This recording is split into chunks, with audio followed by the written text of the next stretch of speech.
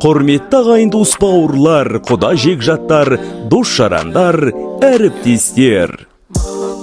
Сіздерді ұлымыз Әділ мен келініміз Жансаяның шаңырақ көтеру тойына арналған салтанатты ақ дастарханымыздың қадірлі қонағы болуға шақырамыз.